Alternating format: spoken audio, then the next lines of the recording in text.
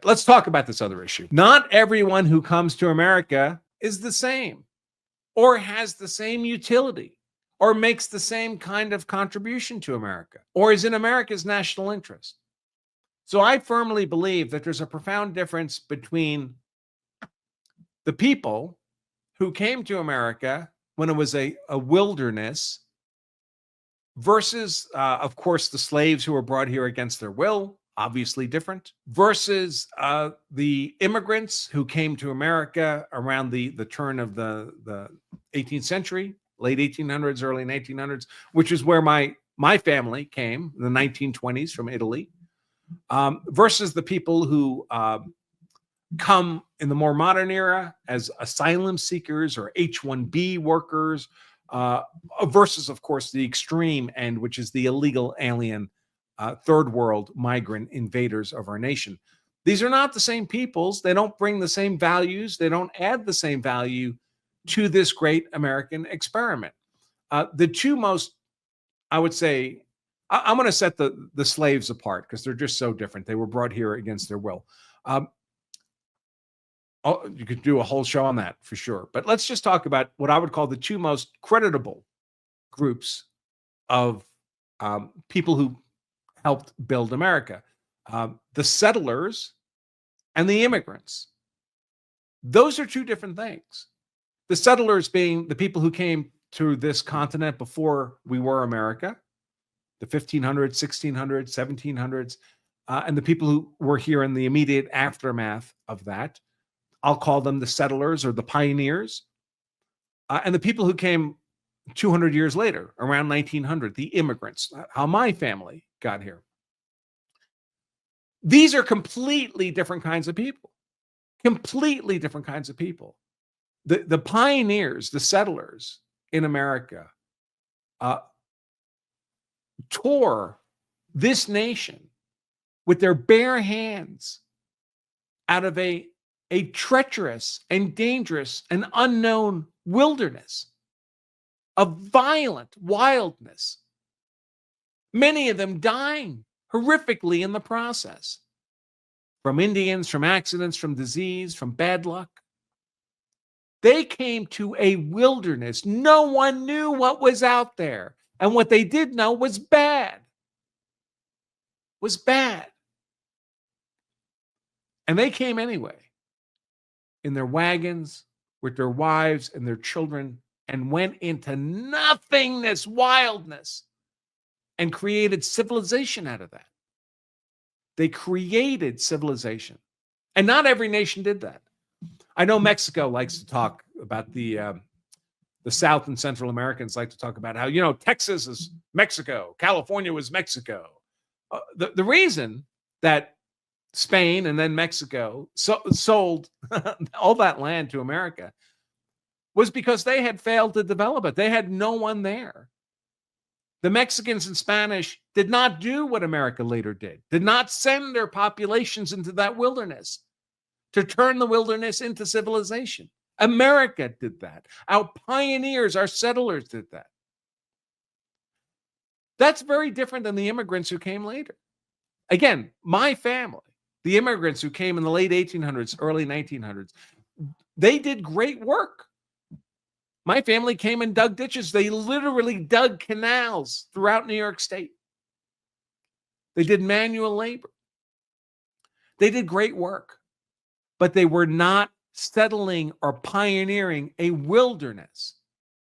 Civilization was established already, and they were making a further, much needed contribution to advancing that civilization to the next level.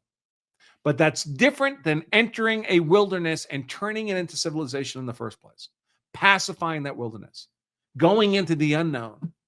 It's not the same. My immigrant family came to New York, came through Ellis Island, and there were, for God's sakes, there were already people of Italian descent here to welcome them in and help the transition, facilitate everything. I'm not saying it was easy and it wasn't hard. It was hard. But it was nothing like pioneering. It's not the same.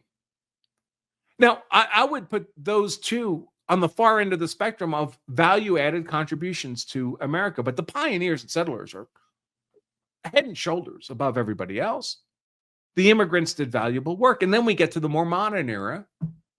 And even the immigrants, when they came here, they could not come here simply to consume scarce American resources. There were no social safety nets. There were no welfare programs, not run by the government. There were church charities and family, extended family. My grandfather had 12 brothers and sisters. That kind of extended family was a safety network, but not by the government. You couldn't simply come to America, point to productive people and say, give me your money. You have to provide me with Section 8 housing and SNAP food benefits and Obamacare. So there wasn't that opportunistic element there. I mean, would they have taken it if it was available? Who knows? But it wasn't available, so they couldn't take it. It didn't happen.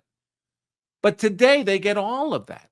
And again, not only does that result in different decision-making on the immigrants who come today, but it acts as a vacuum, a suction to draw to America people who specifically want to come here for personal advantage and to be able to consume scarce American resources without having made their own value-added contribution to the American body politic and the American experiment. They come here just to take.